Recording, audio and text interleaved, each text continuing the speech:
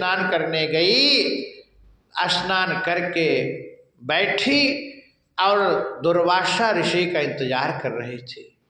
उस समय दुर्वासा ऋषि पहले से स्नान कर रहे थे, द्रौपदी के आने से पहले ही, और सर्दी का समय, हवा भी चल रहा। तो द्रौपदी अपने सखियों से कहती है, अरे सखी, ये बाबा जी देखो कब से स्नान कर रहे हैं, क्या बाबा जी को सर्दी नहीं लग रही? लगता है कि कुछ गड़बड़, कुछ काम गड़बड़ हुआ, इसलिए निकल नहीं रहे। द्रौपदी ने कही, बाबा जी आप कब से स्नान कर रहे हैं, आपको सर्दी लगती होगी, आप निकल क्यों नहीं रहे? और दुर्वासा ऋषि सोच रहे हैं कि ये देवियां स्नान करके चली जाएं तब मैं निकलूं, और द्रौपदी सोचती है कि ये बाबा जी निकले तो इससे आशीर्वाद लो, अब इसी वो में रह पड़े हैं। तब द्रौपदी पूछी, बाबा जी क्या बात है, कुछ बात जरूर है, आप छुपा रहे हैं, आप निकल क्यों नहीं रहे? द्रौपदी तो दुर्वासा कहे कि नहीं नहीं बेटी, तुम स्नान कर ली ना, जाओ जाओ जाओ।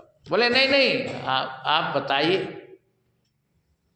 बार बार आग्रह करने के बाद दुर्वासा ऋषि कहे, बेटी अब तुम पूछ रही हो तो मैं क्या बताऊं, ये जमुना जी के प्रवाह वेग में हमारी कटी वस्त्र प्रवाहित हो गई। कटी वस्त्र जो हम लोग कपड़े को फाड़ के लगोटी लगाते हैं ना, तो वही प्रवाहित हो गई, कैसे निकलूं? उसी समय द्रौपदी न और न देखी ताव अपना साड़ी बहुमूल्य को चीड़ दी और कही, बाबा जी इसी को लगा के निकल आइए।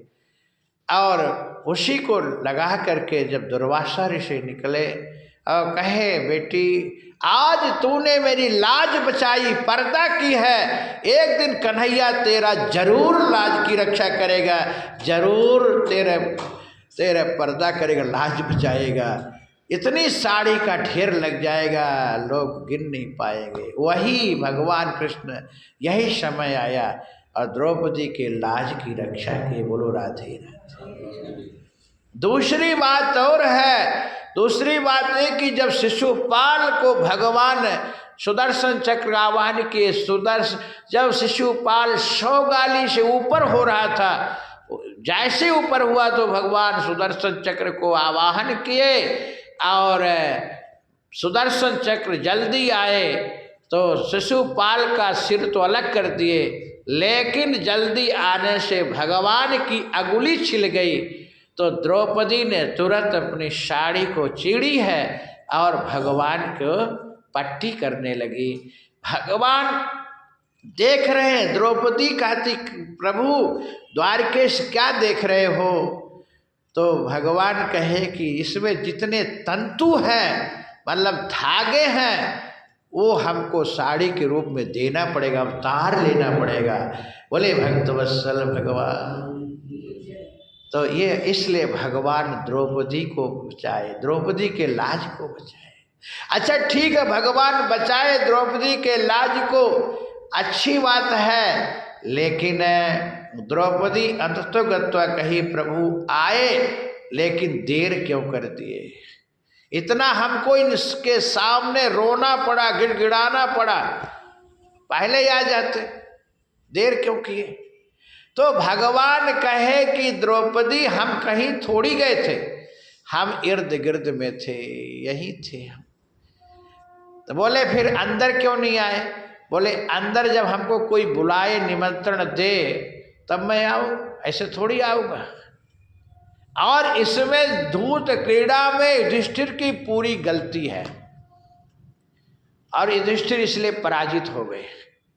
गलती पहली ये है कि जब धूत क्रीड़ा का निमंत्रण आया तो युधिष्ठिर भगवान कृष्ण से नहीं पूछे।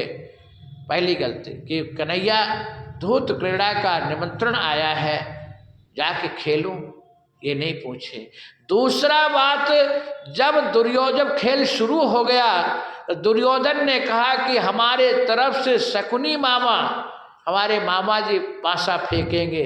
तो युधिष्ठिर को कहना चाहिए कि जब तुम्हारे तरफ से शकुनी मामा मामा जी फेंकेंगे पासा तो हमारे तरफ से कृष्ण भगवान फेंकेंगे।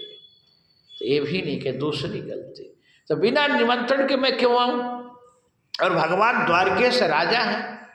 और फिर दूसरी बात, तुम हमको पुकारी कहीं द्वारिका वासिन, हे द्वारिकाधीश, तो हमको हस्तिनापुर से द्वारिका जाना पड़ा और द्वारिका से फिर आने में देर तो लगी जाएगी। बोलो राधे राधे।